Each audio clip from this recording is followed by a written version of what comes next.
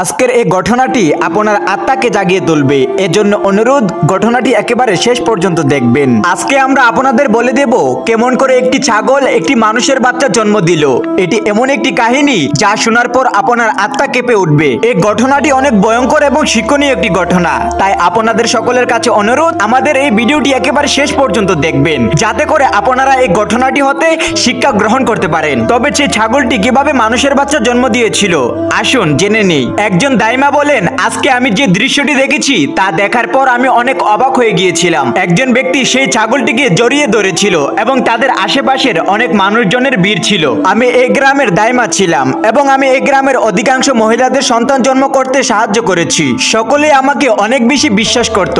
তবে যখন মৌলবী আমার কাছে অবাক হয়ে আসলো, তখন আমিও অনেক অবাক হয়ে গিয়েছিলাম। সে বলতে লাগলো, আম্মা, আজকে আপনার অনেক প্রয়োজন রয়েছে। আমি তাকে জিজ্ঞাসা করলাম, তোমার আবার আমার কি প্রয়োজন রয়েছে? তোমার বাড়িতে তো এমন কোনো ঘটনা হওয়ার কথা নয়, তোমার স্ত্রী তো বন্ধা। তখন সে বলতে লাগলো, না না, আমার আপনার প্রয়োজন রয়েছে, তবে আমার স্ত্রীর জন্য নয়, বরং আমার আপনার প্রয়োজন রয়েছে বানুর জন্য।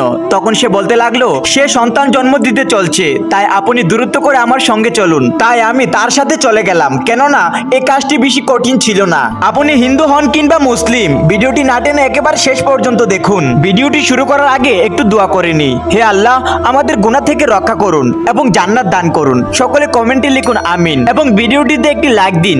যারা যারা সাবস্ক্রাইব করেননি এখনই সাবস্ক্রাইব করে দিন। তো চলুন শুরু করি। একটি ছাগল সন্তান জন্ম দিতে চলছিল। মৌলবী উসমান তার ছাগলকে অনেক বেশি মহব্বত করত। সে তার নাম বানু রেখেছিল। সে সেই ছাগলটির জন্য পাগল ছিল এবং সে তার খুব ভালোভাবে দেখাশোনা করত। শীতের দিন সে তার জন্য কাপড়ও বানাতো। সে তার জন্য অন্য একটি ঘরও তৈরি করেছিল।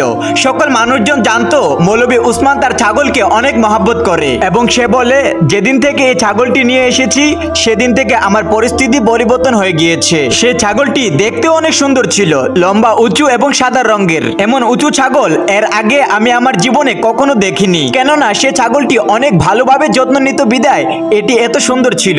আমিও সেখানে চলে গেলাম এবং কাছে গিয়ে বসে পড়লাম। আমিও জানতাম যে আমার বেশি কিছু কাজ নেই। তবে কিছুক্ষণ পর আমার দুটি চোখ এমন একটি দৃশ্য দেখলো যা দেখার পর আমার পায়ের নিচ থেকে জমিন সরে গেল। আমি তাকে বললাম, একই ঘটনা, খুঁজে বের করো এই কাজটি কে করেছে। এবং এই ঘটনার কারণে সে নিজেও অনেক অবাক এবং সে পেরেশান হয়ে গেল, কেননা সে এটি দেখার জন্য মোটেও প্রস্তুত ছিল না। তবে যখন খুঁজে বের করা হলো যে এই কাজটি কে করেছে, তখন পায়ের নিচ থেকে মাটি সরে গেল, কেননা মৌলবী উসমান এরপর নিজের চোখ তুলে তাকাতে পারছিলেন না, কেননা সে কাজটি তেমন ছিল। মানুষ বলে মায়ের মতো মমতা পুরুষের থাকে না, তবে কিছু পুরুষ এমনও থাকে যাদের সন্তান নেওয়ার অনেক ইচ্ছা থাকে এবং মৌলবী উসমান তাদের মধ্যে একজন ছিল। আমার হাতেই সে জন্ম হয়েছিল। তার মা অনেক ভালো একজন মানুষ ছিলেন, তবে তিনি এই দুনিয়া ত্যাগ করে চলে গিয়েছেন। তার বাড়িতে তার স্ত্রী থাকতো, যে একজন সাধারণ মহিলা ছিল। তার স্ত্রী কারোর সাথে বেশি কথাও বলতো না এবং বাইরেও ঘোরাঘুরি করতো না, এবং এর কারণ হলো সে বন্ধা ছিল। সে বাচ্চা জন্ম দিতে পারতো না। সে প্রায়ই আমার কাছে আসতো এবং ঔষধ নিয়ে যেত, কেননা আমি এই গ্রামের দাইমা ছিলাম।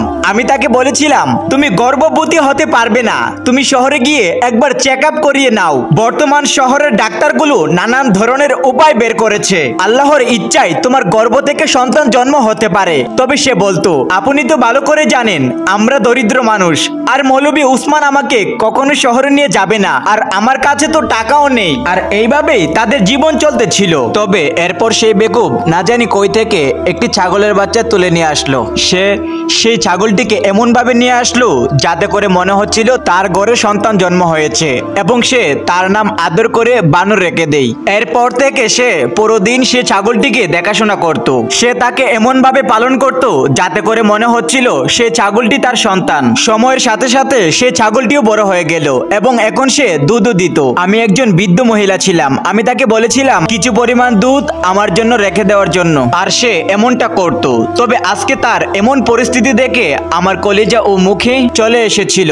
বেচারা এমন করে মাথায় হাত রেখে বসেছিল যাতে করে মনে হচ্ছিল এই ঘটনাটি তার নিজের মেয়ে অথবা স্ত্রীর সাথে হয়েছে। যখন সকাল সকাল আমার চোখ খুললো, তখন সে আমার দরজায় এসে দস্তক দিচ্ছে। সে বলতে লাগলো, আমার ছাগল সন্তান জন্ম দিতে চলছে। আমি তাকে বললাম, তবে তোমার ছাগল তো একা। সে বলল, তা তো জানি না খালা, তবে আপনি আমার সাথে চলুন, আপনার সাহায্যের প্রয়োজন রয়েছে। প্রথম যখন সে দরজার দস্তক দিচ্ছিল তখন আমি মনে করেছিলাম হয়তোবা অন্য কোনো কারণে এসেছে, তবে আমি তো ভালো করে জানতাম যে তার স্ত্রী গর্ভে সন্তান কখনো আসবে না।